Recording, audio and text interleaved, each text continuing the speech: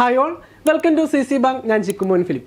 അപ്പോൾ നമ്മൾ ഇന്ന് എത്തിയിരിക്കുന്നത് CACBയുടെ പ്രീവിയസ് ഇയർ ക്വസ്റ്റ്യൻസ് അല്ലെങ്കിൽ ഏറ്റവും കൂടുതൽ റിപ്പീറ്റഡ് ആയിട്ട് വന്നിരിക്കുന്ന കുറച്ച് ചോദ്യങ്ങൾ പരിചയപ്പെടുവാനായിട്ടാണ്. നമുക്ക് ആദ്യത്തെ ചോദ്യത്തിലേക്ക് പോകാം.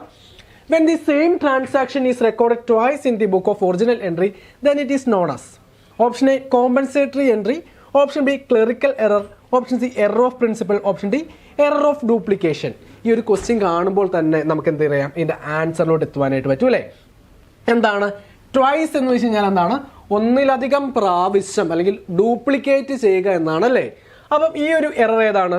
ഒരു സംശയം വേണ്ട, എറർ ഓഫ് ഡ്യൂപ്ലിക്കേഷൻ ആണ്. ഒരു ട്രാൻസാക്ഷൻ ഒന്നിലധികം വട്ടം നമ്മൾ റെക്കോർഡ് ചെയ്യുന്നതിന് നമ്മൾ എന്തെന്ന് പറയും? എറർ ഓഫ് ഡ്യൂപ്ലിക്കേഷൻ എന്ന് പറയും.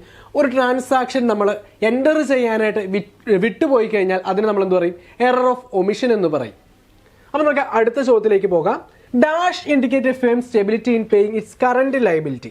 അതായത് ഒരു ഫേമിന് അവരുടെ കറന്റ് ലയബിലിറ്റീസ് മീറ്റ് ചെയ്യാനായിട്ടുള്ള എബിലിറ്റിനെ ഇൻഡിക്കേറ്റ് ചെയ്യുന്നത് താഴെ തന്നിരിക്കുന്നതിൽ ഏത് റേഷ്യോ ആണെന്നാണ്. ഓപ്ഷൻ എ, ഡെപ്റ്റ് equity ratio. Option B, current ratio. Option C, operating ratio. Option D, net profit ratio. എന്താണ് ചോദ്യം? നമ്മുടെ കറണ്ട് ലയബിലിറ്റീസ് മീറ്റ് ചെയ്യണമെങ്കിൽ എന്തുകൊണ്ടാണ് നമുക്ക് കറണ്ട് ലയബിലിറ്റീസ് മീറ്റ് ചെയ്യാൻ പറ്റുക? കറണ്ട് അസറ്റ് കൊണ്ടാണ് അല്ലേ? അപ്പോൾ അതിൻ്റെ റേഷ്യോ എന്ന് പറയുമ്പോൾ ഏതായിരിക്കും? ഒരു ഡൗട്ടും വേണ്ട, കറണ്ട് റേഷ്യോ ആണ്. കറണ്ട് റേഷ്യോ എന്ന് പറയുന്നത് current asset is to current liability ആണ്. അത് കണ്ടുപിടിക്കാനുള്ള equation current asset divided by current liability ആണ്. അപ്പോൾ നമ്മുടെ ആൻസർ ആയിട്ട് വരുന്നത് ഓപ്ഷൻ ബി ആണ്, കറണ്ട് റേഷ്യോ ആണ്. അപ്പം നമ്മളെ സംബന്ധിച്ച് ഒരുപാട് അവസരങ്ങളാണ് ഈ 2025, 2026 വരുന്നത് അല്ലേ? അപ്പോൾ ഓരോ ആഴ്ചയും പരീക്ഷകൾ. അപ്പോൾ എല്ലാവരും നമ്മളോട് കൂടുതൽ ചോദിച്ചൊരു ചോദ്യമാണ്, സാർ എക്സാം ബാച്ചിലെ എല്ലാ തവണത്തെ പോലെ ബൂസ്റ്റർ ബാച്ചില്ലേ എന്ന്. അവർ ചോദിക്കുന്നതിന് ഒരു പ്രധാന ഉദ്ദേശം എന്ന് പറയുന്നത് അവരുടെ റാങ്ക് ബൂസ്റ്റ് ചെയ്യുക. കാരണം കഴിഞ്ഞ നമ്മുടെ ബൂസ്റ്റർ ബാച്ചുകൾ അല്ലെങ്കിൽ എക്സാം ബാച്ചുകളിൽ നിന്നും അവർക്ക് അത്രത്തോളം പ്രയോജനം കിട്ടിയത് കൊണ്ടാണ് അവർ വീണ്ടും വീണ്ടും ഈ ഒരു ക്ലാസ്സുകൾക്ക് വേണ്ടി ഡിമാൻഡ് ചെയ്യുന്നത്. അപ്പം ഏറ്റവും സന്തോഷത്തോടു കൂടി അല്ലെങ്കിൽ ഏറ്റവും അഭിമാനത്തോടു കൂടി ഞങ്ങൾ നമ്മുടെ പുതിയ ഒരു എക്സാം ബാച്ച് നിങ്ങൾക്ക് പരിചയപ്പെടുത്തുകയാണ്. നമ്മുടെ എല്ലാ എക്സാമുകളും നമ്മുടെ CACB ഡിസംബർ 29 മുതൽ സ്റ്റാർട്ട് ചെയ്ത് ഫെബ്രുവരി 14 വരെ നീണ്ടു നിൽക്കുന്ന CACB എക്സാമുകൾക്ക് നിങ്ങളെ ഹെൽപ്പ് ചെയ്യുന്നതിന് വേണ്ടിയിട്ട് നമ്മളൊരു എക്സാം ബാച്ച് സ്റ്റാർട്ട് ചെയ്യുകയാണ്. അപ്പം കഴിഞ്ഞ എക്സാം ബാച്ചിനേക്കാൾ കൂടുതൽ പുതുമകളോടെ അല്ലെങ്കിൽ കൂടുതൽ ഫീച്ചേഴ്സോട് കൂടിയാണ് നമ്മൾ ഇത്തവണ എത്തിയിരിക്കുന്നത്. ഈ തവണ നമുക്ക് കാരണം കഴിഞ്ഞ തവണ നമുക്ക് 3 എക്സാമിൻ്റെ ഒരു പാറ്റേൺ ആയിരുന്നു ഉണ്ടായിരുന്നത്. ഈ തവണ നോക്കിക്കഴിഞ്ഞാൽ എങ്ങനെയാണ്? 8 എക്സാമാണ് ക്ലർക്കിന് തന്നെ വരുന്നത്. അപ്പോൾ 1000-ലധികം റാങ്ക് മേക്കിംഗ് ക്വസ്റ്റ്യൻസ് ആണ് നമ്മൾ ഈ ഒരു ക്ലാസ്സുകളിൽ കൂടി ഡിസ്കസ് ചെയ്യുന്നത്. അതുപോലെ തന്നെ ഏറ്റവും പാടായിട്ട് അല്ലെങ്കിൽ നമ്മുടെ CACB ഉദ്യോഗാർത്ഥികൾ ടഫായിട്ട് അല്ലെങ്കിൽ അവർക്ക് റാങ്കിലോട്ട് എത്താൻ പറ്റാത്ത ഒരു തടസ്സമായി നിൽക്കുന്ന English, maths, GK. English, maths, GKക്ക് നമ്മൾ സ്പെഷ്യൽ ക്ലാസ്സുകൾ അറേഞ്ച് ചെയ്യുന്നു. നമ്മൾ ടോപ്പിക്ക് കവർ ചെയ്തുകൊണ്ട് ഏറ്റവും എക്സാമിന് വരുന്ന ക്രിസ്റ്റൽ ക്ലിയർ ആയിട്ടുള്ള ക്വസ്റ്റ്യൻസ് ഡിസ്കസ് ചെയ്തുകൊണ്ടും അതിൻ്റെ വർക്കൗട്ട് ചെയ്തുകൊണ്ടും നമുക്ക് എന്ത് ചെയ്യാം? ആദ്യ റാങ്കുകളിലേക്ക് അല്ലെങ്കിൽ 1ാം റാങ്കിലേക്ക് എത്തുവാനായിട്ട് നമുക്ക് സ്പെഷ്യൽ ക്ലാസ്സുകളുണ്ട്. അതുപോലെ ഓരോ ആഴ്ചയും നടക്കുന്ന എക്സാമുകൾ കൃത്യമായി അനലൈസ് ചെയ്തുകൊണ്ട് അടുത്ത എക്സാമിന് എവിടെ നിന്ന് ചോദ്യങ്ങൾ വരും, അല്ലെങ്കിൽ അടുത്ത എക്സാമിന് ചോദ്യങ്ങൾ എക്സ്പെക്റ്റ് ചെയ്യേണ്ട ഭാഗങ്ങൾ ഏതൊക്കെയാണ്, അതുപോലെ കഴിഞ്ഞ എക്സാമിനെ മുൻനിർത്തി നമ്മൾ അടുത്ത എക്സാമിന് എങ്ങനെ സ്കോർ ചെയ്യാം, ഇതിനു വേണ്ടിയിട്ട് നമുക്ക് എക്സാം അനാലിസിസും അതിൻ്റെ റിലേറ്റഡ് ഫാക്ട് ഡിസ്കഷൻ ഉണ്ടായിരിക്കും. അതുപോലെ ലൈവ് ക്ലാസ്സും റെക്കോർഡ് ക്ലാസ്സുകളുണ്ട്, PDF നോട്ടുണ്ട്, മോക്ക് എക്സാമും മെൻറ്റർഷിപ്പ് ക്ലാസ്. ഇതെല്ലാം നമ്മൾ എന്ത് ചെയ്തിട്ടുണ്ട്? നിങ്ങൾക്ക് വേണ്ടിയിട്ട് അറേഞ്ച് ചെയ്തിട്ടുണ്ട്. ഈ ഒരു കോഴ്സിൻ്റെ ഡ്യൂറേഷൻ എന്ന് പറയുന്നത് ഫെബ്രുവരി 14 വരെയാണ്. നമ്മുടെ എല്ലാ എക്സാമുകൾക്കും നിങ്ങൾക്ക് കൃത്യമായിട്ട് പ്രാക്ടീസ് ഉണ്ടെങ്കിൽ മോക്ക് എക്സാമുകളൊക്കെ എഴുതിക്കൊണ്ട് ആദ്യ റാങ്കിലോട്ട് എത്തുവാനായിട്ട് നിങ്ങൾ ഈ ഒരു എക്സാം ബാച്ച് ഹെൽപ്പ് ചെയ്യുമെന്നുള്ള കാര്യത്തിൽ ഒരു ഡൗട്ടും വേണ്ട. അപ്പം നമുക്ക് അടുത്ത ചോദ്യത്തിലേക്ക് പോകാം. നമ്മൾ ആദ്യം പറഞ്ഞ ചോദ്യത്തിൻ്റെ ഉത്തരമാണല്ലേ നമ്മൾ കൃത്യമായിട്ട് പറഞ്ഞിരുന്നു. അതിൻ്റെ ആൻസർ കറണ്ട് റേഷ്യോ ആണെന്ന് നമ്മൾ പറഞ്ഞിരുന്നു. ഇനി മറ്റൊരു ചോദ്യം നമുക്ക് നോക്കാം. The objective of dash is to test the accuracy of ledger posting. Ledger പോസ്റ്റിങ്ങിൻ്റെ ആക്യുറസി ടെസ്റ്റ് ചെയ്യാനായിട്ട് നമ്മൾ പ്രിപ്പയർ ചെയ്യുന്നത് എന്താണ്? അല്ലെങ്കിൽ താഴെ തന്നിരിക്കൽ ഏതിൻ്റെ ഒബ്ജക്റ്റീവാണ് നമ്മുടെ അരിത്തമെറ്റിക് ആക്യുറസി, ലെഡ്ജർ പോസ്റ്റിങ്ങിൻ്റെ ആക്യുറസി ഉറപ്പുവരുത്തുക എന്നുള്ളത്? Option A, balance sheet. Option B, trial balance. Option C, profit and loss account. Option D, trading account. നമുക്ക് ബാലൻസ് ഷീറ്റ് എന്തിനു വേണ്ടിയിട്ടാണ്? Balance sheet is known as a position statement അല്ലേ? അതായത് ഒരു particular ഡേറ്റിൽ നമ്മുടെ ബിസിനസിന്റെ പൊസിഷൻ എങ്ങനെയാണ്, നമ്മുടെ ആസ്തി എത്രത്തോളം ഉണ്ട്, ബാധ്യത എത്രത്തോളം ഉണ്ട് എന്ന് ഇൻഡിക്കേറ്റ് ചെയ്യുക. അതാണ് അതിൻ്റെ ബാലൻസ് ഷീറ്റിന്റെ ഒബ്ജക്റ്റീവ് എന്ന് പറയുന്നത്. അടുത്തത് പ്രോഫിറ്റ് ആൻഡ് ലോസ് അക്കൗണ്ട് ആണ്. പ്രോഫിറ്റ് ആൻഡ് ലോസ് അക്കൗണ്ടിന്റെ ഉദ്ദേശം എന്താണ്? നമ്മൾ ഈ ഒരു ബിസിനസ് പീരീഡ് അല്ലെങ്കിൽ ഈ ഒരു ബിസിനസ് ഇയറിൽ നമ്മൾ ഏൺ ചെയ്ത പ്രോഫിറ്റ്, നെറ്റ് പ്രോഫിറ്റ് എത്രയാണ് എന്ന് ഫൈൻഡ് ഔട്ട് ചെയ്യുകയാണ്. ഇനി ട്രേഡിംഗ് അക്കൗണ്ടിന്റെ ഒബ്ജക്റ്റീവ് എന്താണ്? നമ്മുടെ ഗ്രോസ് പ്രോഫിറ്റ് കണ്ടെത്തുക എന്നതാണ് അല്ലേ. അപ്പൊ ഇനി അടുത്ത നമുക്ക് നോക്കാനുള്ളത് ഏതാണ്? ട്രയൽ ബാലൻസ് ആണ്. ട്രയൽ ബാലൻസ് നമ്മുടെ ആൻസർ ഏതാണ്? ട്രയൽ ബാലൻസ് ആണ്. ട്രയൽ ബാലൻസിന്റെ ഉദ്ദേശമാണെന്ത്? നമ്മുടെ ലെഡ്ജർ പോസ്റ്റിംഗ് നടത്തിയിരിക്കുന്നത് കൃത്യമാണോ അല്ലെങ്കിൽ നമ്മുടെ ആക്യുറസി ഉണ്ടോ എന്ന് ടെസ്റ്റ് ചെയ്യുക എന്നാണ് ട്രയൽ ബാലൻസിന്റെ ഉദ്ദേശം എന്ന് പറയുന്നത്. In case trial balance tally ആയിട്ടില്ലെങ്കിൽ, രണ്ട് സൈഡ് നമുക്ക് ട്രയൽ ബാലൻസിന് രണ്ട് സൈഡ് ഉണ്ട്, ഡെബിറ്റും ക്രെഡിറ്റും അല്ലേ. ഇതിൻ്റെ അകത്ത് ഈ രണ്ട് സൈഡും ഈക്വൽ ആയി വന്നു കഴിഞ്ഞാൽ നമുക്ക് ഉറപ്പാക്കാം നമ്മൾ ചെയ്തിരിക്കുന്ന പോസ്റ്റിംഗ് ഒക്കെ കൃത്യമാണെന്ന് മനസ്സിലാക്കാം. ഇൻ കേസ് എന്തെങ്കിലും ഡിഫറൻസ് ഉണ്ടെങ്കിൽ നമുക്ക് എവിടെയോ പിഴവ് സംഭവിച്ചിട്ടുണ്ട് എന്ന് നമ്മൾ മനസ്സിലാക്കണം. അങ്ങനെയുള്ള കേസിൽ ചെറിയൊരു ഡിഫറൻസ് ഒക്കെ ആണെങ്കിൽ നമ്മൾ ആഡ് ചെയ്യുന്ന ഒരു അക്കൗണ്ടാണ് ഏത്? സസ്പെൻസ് അക്കൗണ്ട് എന്ന് പറയും. ഇപ്പോൾ ഇൻ കേസ് ഡെബിറ്റ് ബാലൻസ് കൂടി നിൽക്കുന്നു, ക്രെഡിറ്റ് ബാലൻസ് കുറഞ്ഞു നിൽക്കുകയാണെങ്കിൽ സസ്പെൻസ് അക്കൗണ്ട് എന്ന് എഴുതിയിട്ട് ആ ക്രെഡിറ്റ് സൈഡിൽ നമ്മൾ എന്ത് ചെയ്യും?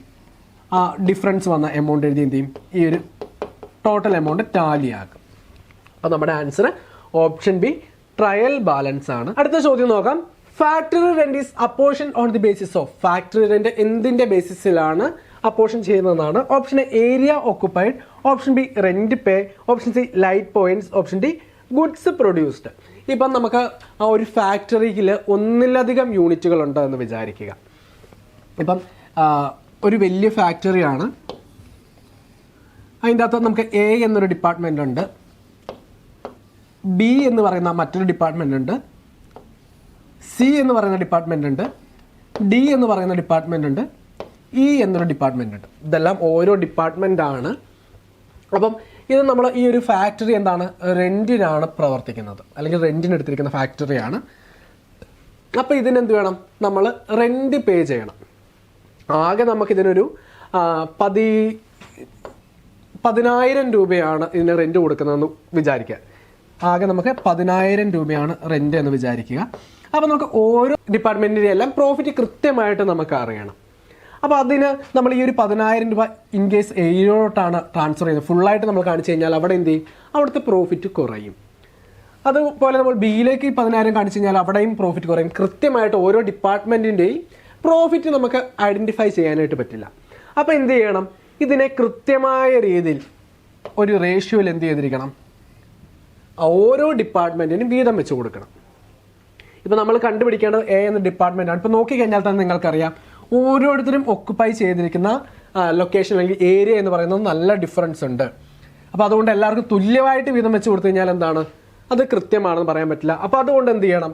ഇവർ ഒക്കുപ്പൈ ചെയ്തിരിക്കുന്ന എത്ര ഏരിയയാണ് അതിനനുസരിച്ച് വേണം ഈ ഒരു റെന്റ് എന്ത് ചെയ്യുക? വീതം വെച്ച് കൊടുക്കാനായിട്ട്. അപ്പോൾ ഇവിടെ നമുക്ക് നോക്കിക്കഴിഞ്ഞ് കഴിഞ്ഞാൽ എന്ത് വരും? ഇവിടെ എ എന്ന ഡിപ്പാർട്ട്മെൻറ്റിന് 5,000 രൂപ. കാരണം ഈ ഒരു വോൾ ഫാക്ടറിയുടെ പകുതി ഏരിയയും അവരെ ഒക്കുപ്പൈ ചെയ്തിരിക്കുന്നത്. അതുകൊണ്ട് ഇവിടെ നമുക്ക് 5,000 രൂപ ആർക്ക് കൊടുക്കേണ്ടി വരും? റെന്റ് എ എന്ന ഡിപ്പാർട്ട്മെൻറ്റിന് കൊടുക്കണം. അങ്ങനെ ഓരോ ഡിപ്പാർട്ട്മെൻറ്റും ഒക്കുപ്പൈ ചെയ്തിരിക്കുന്ന ഏരിയ എത്രയുണ്ട് അതനുസരിച്ചിട്ടായിരിക്കണം നമ്മൾ എന്ത് ചെയ്യാനായിട്ട്? ഈ ഒരു റെന്റ് വീതം വെച്ച് കൊടുക്കുവാനായിട്ട്. അപ്പോൾ CACB ഉദ്യോഗാർത്ഥികൾക്ക് ഏറ്റവും കൂടുതൽ ഹെൽപ്ഫുൾ ആകുന്ന നമ്മുടെ ലോങ് ടൈം ബാച്ചാണ് നമ്മുടെ ബിഗിനേഴ്സ് ബാച്ച് എന്ന് പറയുന്നത്. ഡ്യൂറേഷൻ 6 മാസമാണ്. അപ്പം നമ്മുടെ ഈ ഒരു കോഴ്സിൻ്റെ പ്രത്യേകതകളെല്ലാം നിങ്ങൾക്കറിയാമെങ്കിൽ ഒരിക്കൽ കൂടി ഞാൻ പറയാം. നമ്മുടെ ലൈവ് ക്ലാസ്സുകളുണ്ട്, റെക്കോർഡ് ക്ലാസ്സുകളുണ്ട്, മോഡൽ എക്സാമുകളും ഡെയിലി എക്സാമുകളും, അതുപോലെ മെൻറ്റർഷിപ്പ് ക്ലാസ്, ലൈവ് ക്ലാസ്സിൻ്റെ റെക്കോർഡർ ക്ലാസ്, PDF നോട്ട്, അങ്ങനെ ഒരുപാട് ഫീച്ചേഴ്സ് നമ്മുടെ ഒരു ബാച്ചിനുണ്ട്. അപ്പോൾ ഈ ഒരു ബാച്ചിനെ കുറിച്ചും കൂടുതൽ ഡീറ്റെയിൽസ് അറിയാനായിട്ടും അഡ്മിഷൻ എടുക്കാൻ വേണ്ടിയിട്ട് എന്ത് ചെയ്യുക? ഈ ഒരു നമ്പർ നിങ്ങൾക്ക് കോൺടാക്ട് ചെയ്യാം. 89 21 44 05 80 എന്നതാണ് ഈ ഒരു നമ്പർ. അപ്പോൾ ഈ ഒരു നമ്പർ നിങ്ങൾക്ക് കോൺടാക്ട് ചെയ്ത് നമുക്ക് അഡ്മിഷൻ എടുക്കുവാനായിട്ട് പറ്റും. അപ്പം ഒട്ടും സമയം കളയരുത്. കാരണം 2026 അവസരങ്ങൾ വളരെ വലുതാണ്. ഈ ഒരു അവസരങ്ങളിലേക്ക് എത്തിപ്പെടണമെങ്കിൽ കൃത്യമായ രീതിയിൽ നമ്മൾ പഠിച്ച് മുൻപോട്ട് പോകണം. ഇപ്പം ഓരോ വട്ടം കട്ട് ഓഫ് കൂടുന്നു എന്ന് പറഞ്ഞുകൊണ്ട് നിങ്ങൾ പഠനം നിർത്തരുത്. ഇല്ലെങ്കിൽ 1/2 മാർക്കിന് 1 മാർക്കിന് അല്ലെങ്കിൽ ഒരു 5 മാർക്കിനൊക്കെ ഞങ്ങൾ കട്ട് ഓഫിൻ്റെ അടുത്ത് എത്തുന്നില്ല എന്നൊരു നിരാശയിലാണ് എങ്കിൽ നിങ്ങൾ ഒരിക്കലും പുറകോട്ട് പോകരുത്, മുൻപോട്ട് ഫൈറ്റ് ചെയ്തുകൊണ്ടേയിരിക്കുക. എപ്പോഴും പരിശ്രമിക്കുന്ന ആളുകൾക്ക് മാത്രമുള്ളതാണ് വിജയം എന്ന് പറയുന്നത്. എവിടെയോ ഞാൻ വായിച്ചൊരു കാര്യമാണ്, വിജയം എന്ന് പറഞ്ഞാൽ അല്ലെങ്കിൽ സക്സസ് എന്ന് പറയുന്നത് ആക്സിഡൻ്റലായിട്ട് സംഭവിക്കുന്നതല്ല, അത് കൃത്യമായി കഠിനാധ്വാനം കൊണ്ട് നേടിയെടുക്കേണ്ടത് ഒന്ന് തന്നെയാണ്. അപ്പോൾ കൃത്യമായി നിങ്ങളെ അതിനെ സഹായിക്കുന്നതിന് വേണ്ടി, നിങ്ങളുടെ ആ ഒരു വിജയത്തിലേക്ക് എത്തുന്നതിന് വേണ്ടിയിട്ട് ഹെൽപ്പ് ചെയ്യാനായിട്ടുള്ളതാണ് നമ്മുടെ ഒരു ബിഗിനേഴ്സ് ബാച്ച് എന്ന് പറയുന്നത്. അപ്പം അഡ്മിഷൻ എടുക്കാൻ താല്പര്യമുള്ളവർ എന്ത് ചെയ്യുക, ആ നമ്പറിൽ കോൺടാക്ട് ചെയ്തുകൊണ്ട് അഡ്മിഷൻ എടുക്കുക. ഇനി അപ്പം നമുക്ക് അടുത്ത ഒരു ചോദ്യത്തിലേക്ക് പോകാം. Capital of business decreases in there is an increase in. ചോദ്യം എന്താണ്? ഏത് കേസിലാണ് ക്യാപിറ്റൽ ഓഫ് ബിസിനസ് ഡിക്രീസ് ചെയ്യുന്നത്? ക്യാപിറ്റൽ കുറയുന്നു. ഏത് കാര്യം ഇൻക്രീസ് ആകുമ്പോഴാണ് ക്യാപിറ്റൽ കുറയുന്നത് എന്നതാണ്. Option A drawings, option B income, option C gains, option D fresh capital. നമുക്ക് ഓരോ കേസ് എടുത്ത് നോക്കിയാലോ. നമുക്ക് താഴേന്ന് വരാം.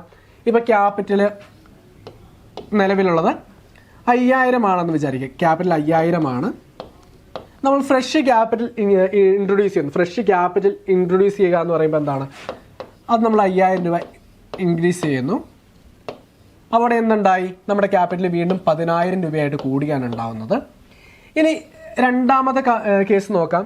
ഗെയിൻ എന്ന് പറഞ്ഞു കഴിഞ്ഞാൽ എന്താണ്? പ്രോഫിറ്റ് ആണ് അല്ലേ? അതുണ്ടായി കഴിഞ്ഞാലും എങ്ങനെയാണ്? ഇവിടെ 5000 എന്ന് പറയുന്നത് 1000 രൂപ ഗെയിൻ വരുന്നു. അപ്പം ഇവിടെ എത്ര വന്നു? 6000 രൂപയാവുന്നു. അടുത്ത കേസ് നോക്കാം. ഇൻകം. അതും 5000 ആണ് ക്യാപിറ്റൽ. ഇൻകം ഒരു 500 വന്നു കഴിഞ്ഞാൽ അത് പ്രോഫിറ്റിൻ്റെ അകത്തോട്ട് ഇൻക്രീസ് ആവുന്നു. 5500 ആയിട്ട് ക്യാപിറ്റൽ ഇൻക്രീസ് ആവുന്നു. അടുത്ത ഡ്രോയിങ്സ്. നമുക്ക് 5000 രൂപ ക്യാപിറ്റൽ ഉണ്ട്, 2000 രൂപ ഡ്രോയിങ്സ് അവിടെ കൂടുകയാണ്. 2000 രൂപ എന്ന് പറയുന്നത് 2000 രൂപ ഡ്രോയിങ്സ് കൂടുന്നു എന്ന് പറയുമ്പോൾ എങ്ങനെയാണ്? ഒരു ഇൻട്രൊഡ്യൂസ് ചെയ്തിരിക്കുന്ന ക്യാപിറ്റലിൽ നിന്നും ഓണർ പൈസ എടുത്തുകൊണ്ട് പോവുകയാണ്. അതുകൊണ്ട് ഇവിടെ എന്ത് വരും? ക്യാപിറ്റൽ 5000 നിന്നും ഈ 2000 രൂപ കുറഞ്ഞ് 3000 രൂപയായിട്ട് നമ്മുടെ ക്യാപിറ്റൽ കുറയും. ഈ ഒരു ചോദ്യം നോക്കിക്കേ, എന്താണ് ചോദിച്ചിരിക്കുന്നത്? ക്യാപിറ്റൽ എപ്പോഴാണ്, ഏത് കൂടുമ്പോഴാണ് ക്യാപിറ്റൽ കുറയുന്നത്? ഡ്രോയിങ്സ് കൂടുമ്പോഴാണ് ക്യാപിറ്റൽ കുറയുന്നത്. അപ്പോൾ നമ്മുടെ ആൻസർ ആയിട്ട് വരുന്നത് ഏതാണ്? ഓപ്ഷൻ എ ഡ്രോയിങ്സ് ആണ്. അപ്പം നമ്മുടെ ചാനൽ ഇതുവരെയും സബ്സ്ക്രൈബ് ചെയ്യാത്തവരുണ്ടെങ്കിൽ നമ്മുടെ ചാനലൊന്ന് സബ്സ്ക്രൈബ് ചെയ്തേക്കുക. അതുപോലെ ബെല്ലൈക്കൺ ഒന്ന് എനേബിൾ ചെയ്തേക്കുക. നമ്മുടെ ഇൻസ്റ്റാഗ്രാം ചാനൽ ഫോളോ ചെയ്യാത്തവരുണ്ടെങ്കിൽ എന്ത് ചെയ്യുക? നമ്മുടെ ഇൻസ്റ്റാഗ്രാം ചാനലിൽ ലിങ്ക് കൂടി നമ്മൾ കമൻറ്റ് ബോക്സിൽ കൊടുത്തിരിക്കാം. നമ്മുടെ ചാനലൊന്ന് ഫോളോ ചെയ്തേക്കുക. അതുപോലെ നമ്മുടെ സ്റ്റഡി ഗ്രൂപ്പിൻ്റെ ലിങ്ക് കൂടി നമ്മൾ വാട്സപ്പ് ഗ്രൂപ്പിൻ്റെ ലിങ്ക് കൂടി നമ്മൾ എന്ത് ചെയ്യാം? കമൻറ്റ് ബോക്സിൽ കൊടുത്തിരിക്കാം. അപ്പം നമുക്ക് മറ്റൊരു വീഡിയോ കാണാം. താങ്ക്